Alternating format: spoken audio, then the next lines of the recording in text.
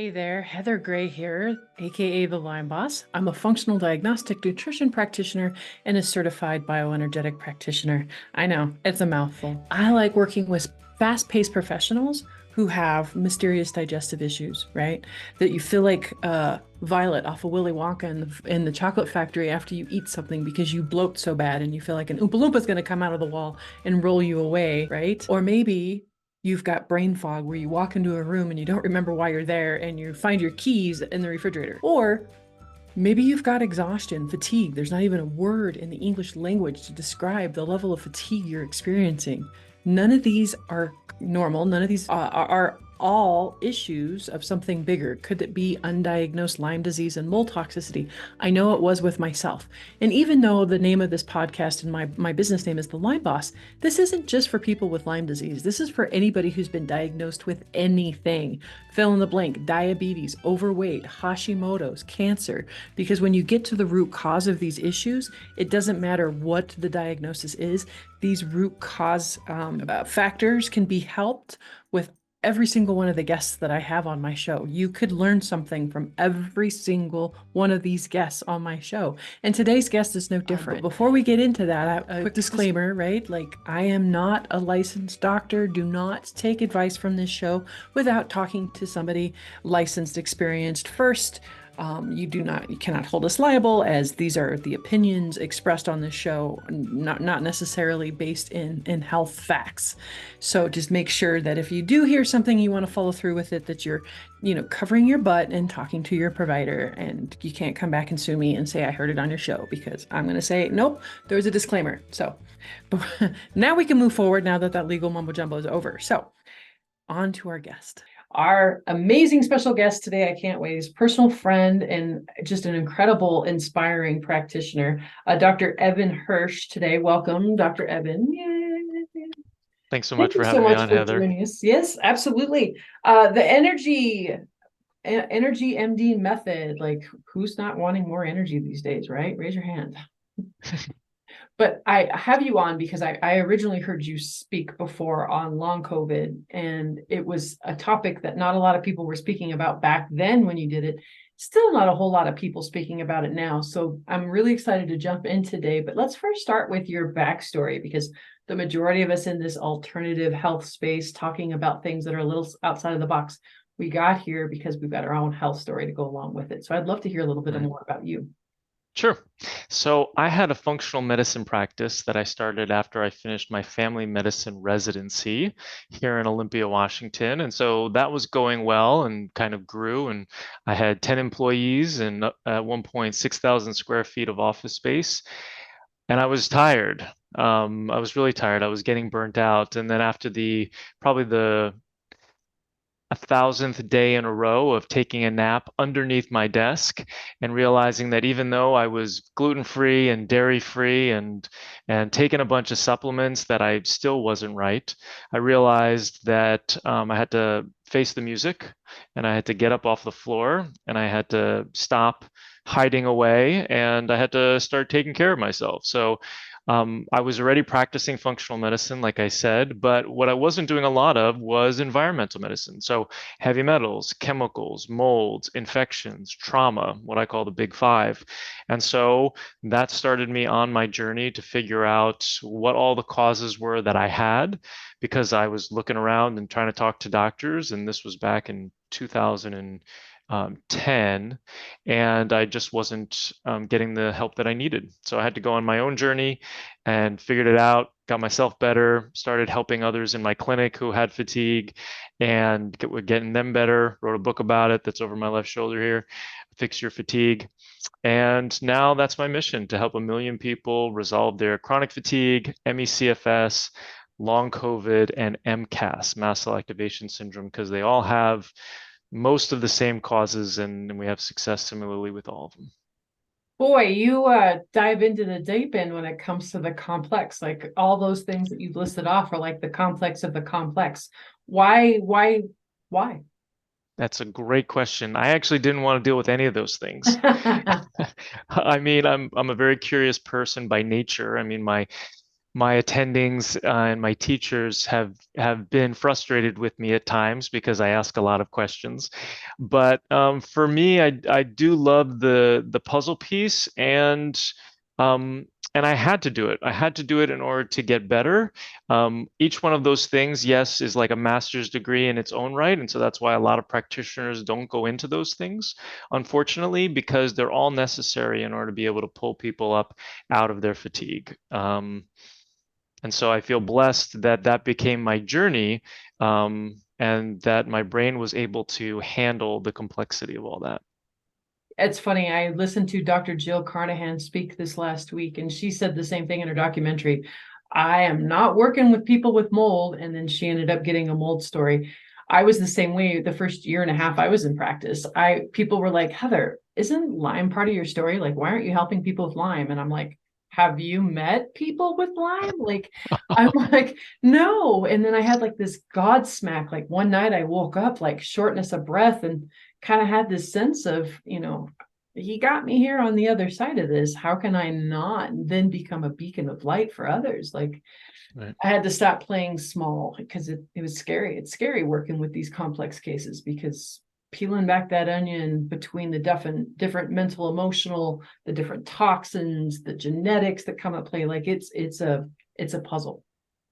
Yeah. Well, and it takes the right expectations, and so people want to get better yesterday. I totally get that. And they need to know, I mean, in my programs, I tell them it's going to take at least a year, you That's know. one thing I loved. Well, there's so many things I loved about when I saw you speak before, but how you're very direct and to the point.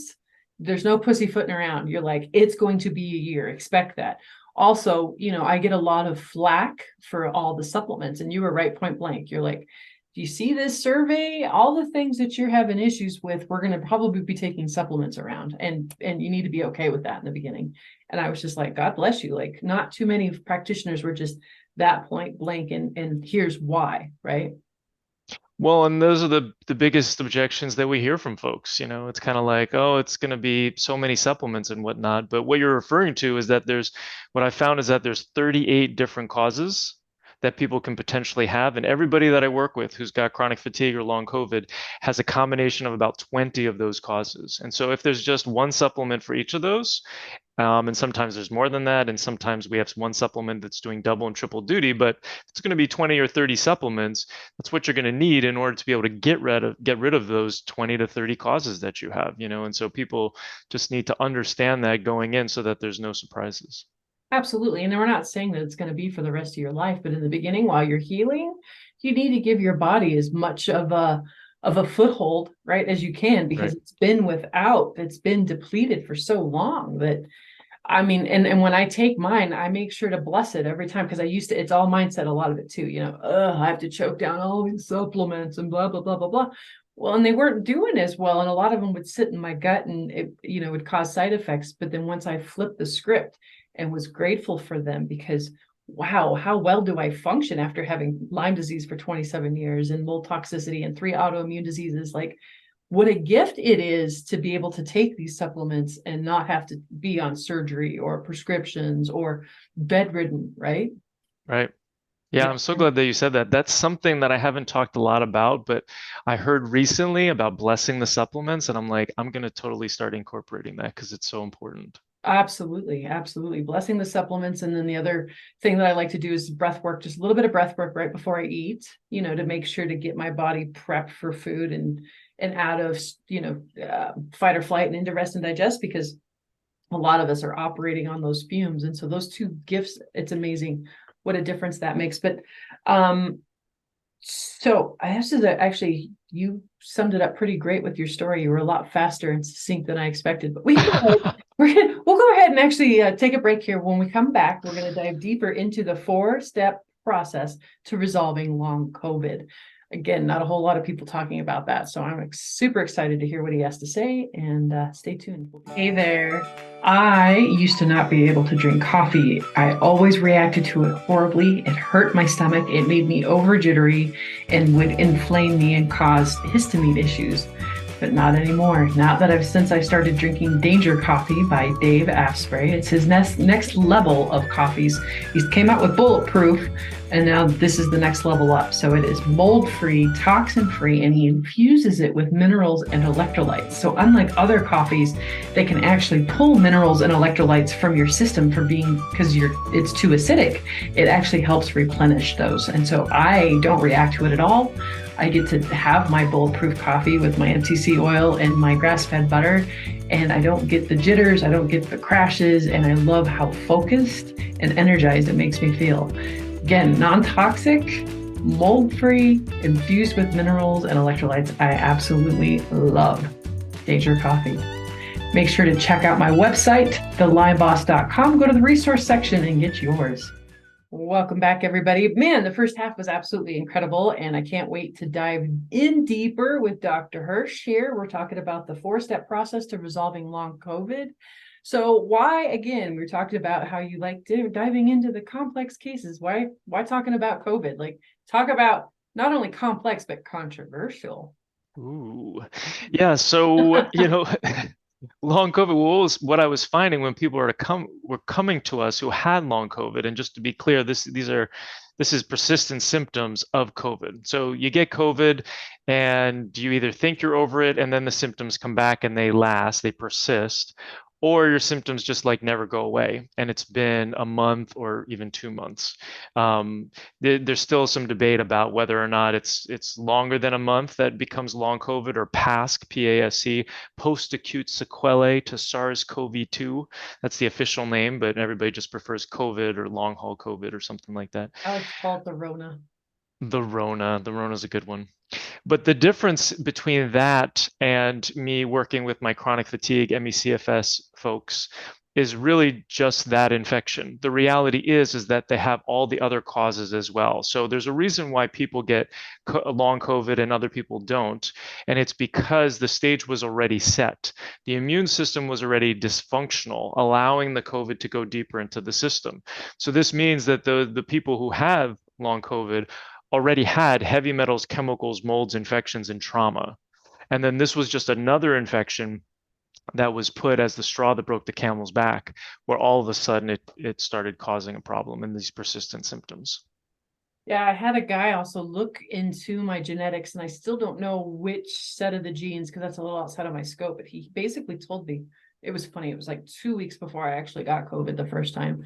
He said, when you get COVID, you're going to get your ass kicked because I lacked some sort of gene to be able to detox it properly. And he kind of gave me a list of supplements. And even when I did get it, like that list of supplements, I didn't feel like anything helped. Like I just got my ass kicked for 2 weeks. And then and then dealt with about 2 to 3 months of kind of long COVID type symptoms. Why do you call it long COVID over long haulers, or is that just a preference? Same thing, right?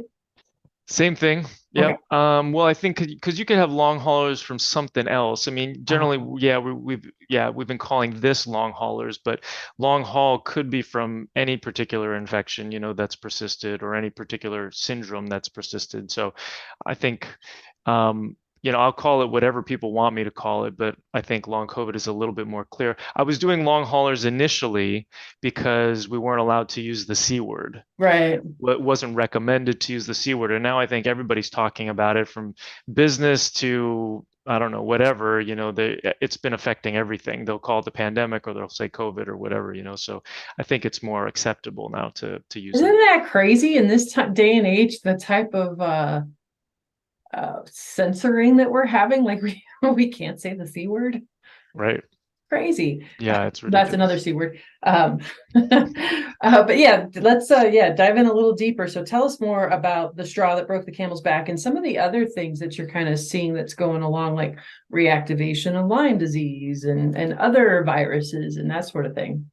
Absolutely. So, and what we're seeing too, so it's interesting that you were talking about your episode of COVID and how hard it was for you, because sometimes there is some research to support that if you have 5 or more mild symptoms of COVID, that you're more likely to get long COVID. And when you have mild symptoms, generally the idea is that the immune system is not able to get rid of the infection. So when you think about flu symptoms that people have, it's actually an indirect response to the infection. So if you get the flu or you get COVID or you get a regular cold, the symptoms that you get, runny nose, cough, headache, fever, whatever it is the immune system and the body trying to get rid of this infection. Okay. So if you don't get any symptoms, then that means that the immune system is sleeping. And oftentimes that infection can get in the body and get in deeper. And then the immune system wakes up and is like, what's going on over here? Oh, I missed that thing. I have to start going after it. And then you get inflammation, which is basically just the immune system reacting to something, in this case, COVID, in the body in a particular area. So all of a sudden you start to get foot pain, or you start to get muscle cramps, or you start to sweat all the time, or you get headaches now. And all that is because the COVID is in those compartments, those different parts of the body, and the immune system is trying to get rid of it and causing inflammation, which is the pain and dysfunction. Totally makes sense.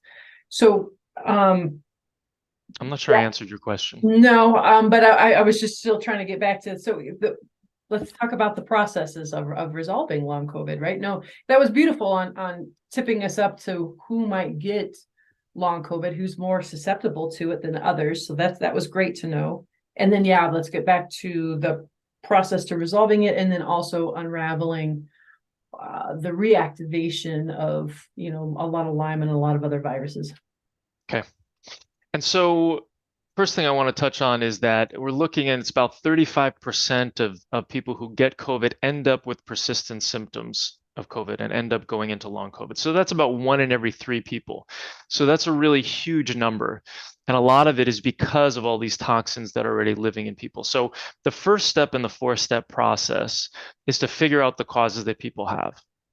Now, the list is, like I said, about 38 different causes that we're looking at. I break them into deficiencies and toxicities.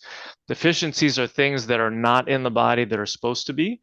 These are deficiencies of hormones like adrenals and thyroid and sex hormones, deficiencies in nutrients, vitamins and minerals, mitochondrial dysfunction, lifestyle habits I kind of put in here where not enough sleep, not enough good food, not enough good water, not enough movement, and neurotransmitter deficiencies. So those are kind of like all the deficiencies. And then the toxicities are some of these things I've mentioned already: the heavy metals, the chemicals, the molds, the infections, the trauma, the allergy, the negative emotional patterns, which is also I put in there with the trauma as well. So figuring out which of these you have can be a little bit challenging and a little bit overwhelming. People are like, oh my gosh, 38 things. I think I'm going to shut off this podcast, but don't shut off the bus. I'll tell you that it is actually relatively simple once you know what you're doing, and that actually 75% of these causes can be determined by your symptoms alone. So you don't have to spend thousands and thousands of dollars on a lot of these different tests. And we'll talk a little bit more about why in a minute. But then the 25% of those causes that you do need lab tests, which are the heavy metals, the chemicals, and the molds, that's where you should be spending your money. So, so that's the first thing, is to figure out the causes that somebody has. Because if you don't know what causes you have, then you cannot fix them. You do not know you have Borrelia, Bartonella, and Babesia, and you think you just have Lyme because that's what your doctor told you because they did a Western blot test and or an ELISA test, and they said, well, it looks like you've got Borrelia, so you've got Lyme, but I got nothing for you, so sorry about your luck. But they didn't tell you anything about any of these other things. Then it's not going to do you any good, and you're not going to know how to proceed. 100%. Amen. All right, cool. So that's number 1. What's number 2? Number 2, and then just remind me to, we'll talk about the labs for Lyme too. Oh, actually, yeah. Why don't we go ahead? You want me to do that first? Yeah, okay. Yeah. So then in terms of assessment, so you can actually, even the CDC, the Centers for Disease Control in Atlanta, say that Lyme and its co-infections are a clinical diagnosis. So this means that based off of your history and your symptoms, we can determine better whether or not you have one of these infections rather than doing a Western blot test, which the CDC considers and just for epidemiologic studies. So if you've gotten a Western blot test that said that you did or did not have Lyme, it's not very helpful. So definitely don't hang your hat on that. The reason why is because If you have heavy metals, chemicals, molds, infections, and trauma, your immune system is dysfunctional, okay, by definition. And so if you're asking a dysfunctional immune system then to give you an accurate response to a test, you're not going to be successful. And that's essentially what you're trying to do with a Western blot test or an ELISA test. They're considered serology tests, which means it's the immune system's reaction to something, in this case, to this particular infection, to Lyme, right? And so consequently, most of the time, if your immune system's dysfunctional, you're not going to see it, right? And then so if you don't see it, you're not going to treat it.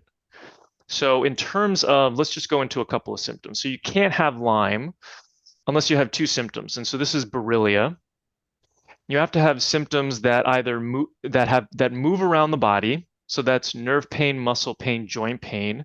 It has to move around the body, and it has to come and go, which basically means that days or moments will be better than others. What were we Isn't going to say? that crazy? From what I heard, there was only like 6 diseases in the whole disease catalog that actually has migrating pain as one of the Right. symptoms. So how amazing that it's not in your head. You're not a hypochondriac, right? If you've got migrating pain, that should be a very big clue. Flag on the play, right? You could have Lyme disease. Absolutely. And if you go to your doctor and they say, well, no, you've got rheumatoid arthritis, or no, you have MS, those are diagnoses, Fibromyalgia. or fibromyalgia. Those are diagnoses. They're not causes, right? So they're not going to do you any good in terms of what's underlying things. What's the root cause? What's under everything, right? So that's Borrelia. And then so Bartonella will cause pain on the bottom of the feet, muscle cramps, usually in the calves, usually at night, hard time sleeping, some mood stuff, so anxiety or depression typically. There's usually some thyroid issues. There can be stretch marks where you're like, where did that come from? I didn't have any sort of weight fluctuations. So those are kind of the big ones with the pain on the bottom of the feet. And it could just be tenderness on the bottom of the feet, but oftentimes it's misdiagnosed as plantar fasciitis. Oh, and then there's the muscle pain, which can be misdiagnosed as fibromyalgia. But if you have the pain on the bottom of the feet, the muscle cramps in the calves, And and night then sweats. the hard time sleeping, I would say that those are kind of the biggest ones that I see. Yeah. The night sweats I actually see more with Babesia. So if we go to Really? Babesia, another Lyme co-infection, Okay. these people always run hot. Oh, that's the other thing about Bartonella is they run cold. Ah, With Babesia, people run hot, and they oftentimes they have spontaneous sweats, whether during the day or at night.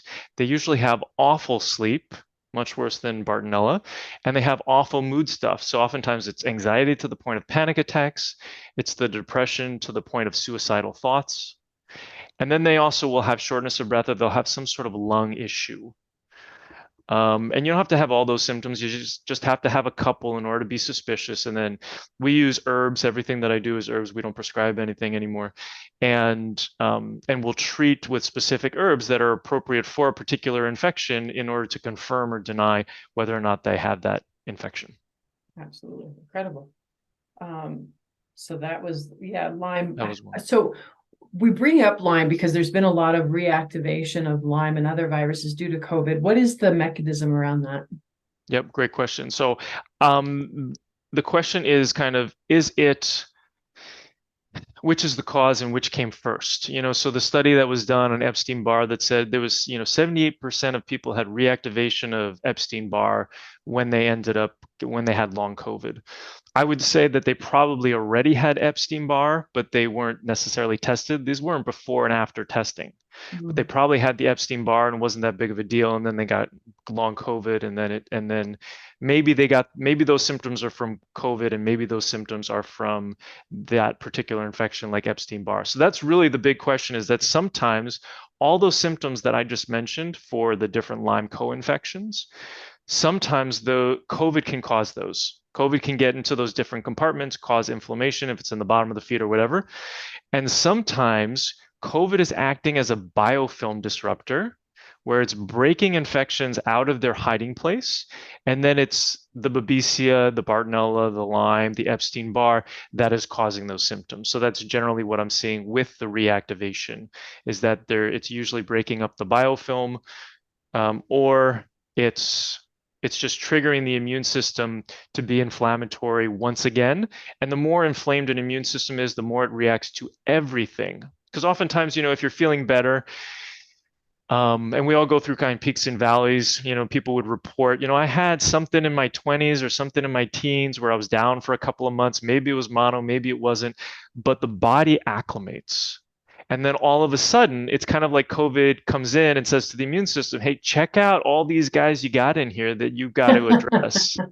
And then all of a sudden the immune system just starts attacking everything. But it's become hypersensitized. So that's also a reason why people get more sensitive to their foods, where, all of a sudden they can't tolerate as many foods without getting symptoms from them. Yeah, that's a tough one with the MCAS type stuff for sure. That's a whole nother podcast we could do. But let's keep moving down the line with the resolving long COVID. Cool. So that was step one. Step one with some digression, right? So step two is to replace the deficiencies. Now, this process really is all about removing the big five, the heavy metals, chemicals, molds, infections, and trauma, but that happens in step four. But in order to be more successful in step four, we have to replace the deficiencies first. So the big three, I've got a couple big things, I guess, in this program, but the big three are the adrenals, the thyroid, and the mitochondria. When optimized, will give people a significant uptick in their energy. So if they come into the program with an energy of like 4 out of 10, with 10 being ideal, which is probably where most people are, it'll take them up to a 5 out of 10, maybe a little bit higher than that, just by optimizing the big three, so that they're feeling better and they're better able to function throughout the program. Plus, also it helps with resilience and being able to deal with the removal of those toxins in step four. So what you'll see, what I see, is that when we start to remove those toxins, the heavy metals, chemicals, molds, infections, and trauma, it's hard on the body. It's stressful on the body. So you have to have the adrenals, the thyroid, and the mitochondria dialed in. Absolutely. And then we replace some of the other ones, the vitamins, the minerals. We make sure that the lifestyle habits are good. We work a lot on mindset. So I've got a 4-step mindset practice of gratitudes, envisioning, looking at limiting beliefs and smashing them, and creating empowering beliefs, and then asking ourselves empowering questions. And so that's step two, replacing deficiencies. Anything before I go into step three? No, keep going. All right. So then step three, this is your exit strategy, or the exit strategy for the toxins, is we want to make sure that all of the drainage pathways or the detox pathways are open so that we can actually get those toxins out. So this is the liver, the kidney, the lymph, the neural lymph, which is in the brain, the gallbladder, the intestines. We want to make sure that all those pathways are open so that when you grab the heavy metal or the chemical or whatever, it's got an exit strategy and it can get out of the body. And it's never going to be perfect in preparation for step four, but you do the best you can, and then you pivot once you get into step four. And so what this looks like is that then we get into step four and we start removing heavy metals. And if you have some symptoms from that, you're having some die-off, you're having a detox reaction, then we go back into step three and we start raising generally the liver support. That's usually going to be the one that I do most of. And then I just have to find a ratio that is appropriate, that is going to be able to allow you to support removing the toxins in step four. That's incredible.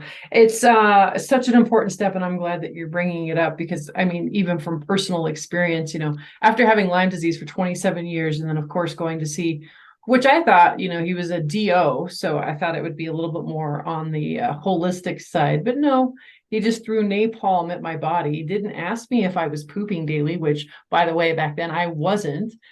So what do you think's going to happen when you go to war with somebody's body who is extremely deficient after 27 years of being undiagnosed and is not, I didn't sweat back then either. So I wasn't sweating, I wasn't detoxing, and I did not have movement in my day. So what do you think happened to me, right? I thought I was going to die. I literally thought they were trying to kill me. And It's funny to this day when I run into that doctor, he's out of Denver. I don't know whether to hug him or to punch him in the face because one, I thought he was trying to kill me, but his ignorance led me to become an FDN, right? That's where the flag went up and went, if I'm going to get better, I got to do this a different way. I can't go down this path with this guy because I'm going to die. So yeah, it's always one of those bittersweet moments, but thank you for bringing that up. I appreciate it. So yeah, let's jump into number 4. So number 4 is getting rid of the heavy metals, chemicals, molds, and infections. And trauma. Now, it generally will take about 6 to 12 months and beyond for each one of these things.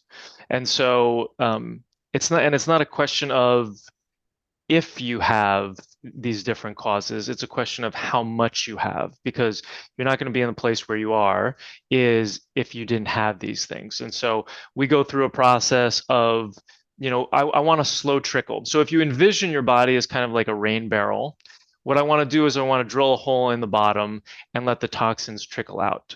The other image that I give people sometimes is this funnel.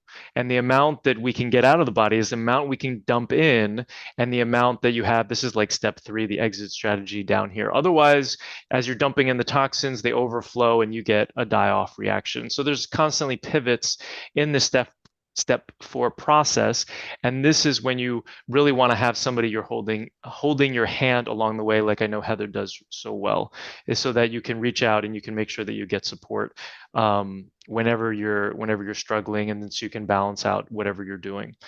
So, and we're addressing all of these things at the same time, because what's actually happening is they all kind of feed off of each other. They're like this toxic matrix, this ball. If you're watching this on YouTube or wherever, there's like a ball where all these toxins are combined. And when you start to remove one of them, it opens up the ball and it releases others. So if you're going to just like go after Lyme, you're also going to be releasing heavy metals, chemicals, and molds. And you don't have binders on boards or chelators on board, you're not going to be able to remove those in an expeditious fashion. And you're going to feel worse, and they're going to get redeposited in different parts of the body. But that's kind of the rest of the program. Step 4 is like 3 to 12 months. Step 1 and step 2 and step 3 are like the first 3 months. So, and then 12 months is like the minimum, depending on the number of causes that people have, the severity of each of those causes, their reaction to treatment, their sensitivity to supplements, and the amount of trauma that they have. We do recommend things like the Gupta program. We do have, my wife is a trauma-informed mindfulness coach, so she's in our program and she's teaching people as well about some techniques and tools that they can do. We've got the mindset component, but that really, I think that the trauma work that we do is the most important work that we do in this life. It's some of the hardest work that we do. It's some of the work that takes the longest amount of time. And then the physical stuff is going to be able to support you and make it a little bit easier for you. Absolutely. That was the last little piece to my health puzzle because, being the good functional practitioner that I am, right? I was great at taking supplements. I was great at following the diet. You want me in bed by 10? No problem. Coffee enemas? Okay. Yeah, you want me to work on my early childhood trauma back when my uncle killed himself when I was 4? Like, you want me to dive into my, being raised by addicts and alcoholics? Like, it wasn't until I put that trauma piece into place is when I stopped relapsing. And I haven't relapsed in 3 years. When I got COVID, Nice. I just got COVID. When I get the flu, I just get the flu. It's not this reactivation of all this other crap. And there was so many things about 2020 that absolutely drove me bonkers. But I think the worst was like Krispy Kreme, with every vaccine, you get a free Krispy Kreme, and we're talking about how much lifestyle and detox and all these things really is your best defense from how severe you're going to get it, right? Whether you're going to die or not from COVID, like, it's preventable. And it's so sad because there was hardly any in the mainstream media. There wasn't a whole lot of talk about lifestyle and cleaning up the diet. Instead, there was intensives with Krispy Kreme to get a vaccine. Like, what? Oh, It's very American. God, head explode. Yeah. This has been awesome, Mister. Do you have any final little nuggets for our people before we go? Well, I know that this can sound kind of overwhelming, but the reality is that it can be simple when you break it down to small steps. And if you want to feel empowered today, just start a gratitude practice, expressing gratitude for everything that you have in your life, everything that you want in your life, and then start doing the diet. I recommend that people go gluten-free, dairy-free, sugar-free, alcohol-free, crap-free essentially. And it can make a world We of need to good start for a you. new diet and call it the crap-free diet. Crap-free diet. Crap-free diet. Yes, yes. I've trademarked it. Don't steal it. Damn, that was fast. So remember, just by removing sugar and grains out of your diet, I mean, you can change your life. So, start low, go slow. And if you've already done that, reach out to me or to Heather and start working with somebody who can help you along this path. Absolutely. Hey, shameless plug time. How do people find you? I'm at energymdmethod.com. And if you click on the little icon in the bottom corner with my face, you can actually text me directly and I will answer you personally. What? That's pretty ballsy. Also, make sure to check out the limeboss.com. Get your free Real Cooking for Real Life video series, because as we kept talking how important diet is, and that's where a lot of people get hung up, is I don't know what to eat and I don't know how to cook. I made you a 7-video series to get you started, so there's no more excuses. So hey, Evan, thank you so much for joining me today. Like I've been looking forward to this all day, especially after meeting you in person and just realizing just what a beautiful human being you are. And I'm just so blessed to know you.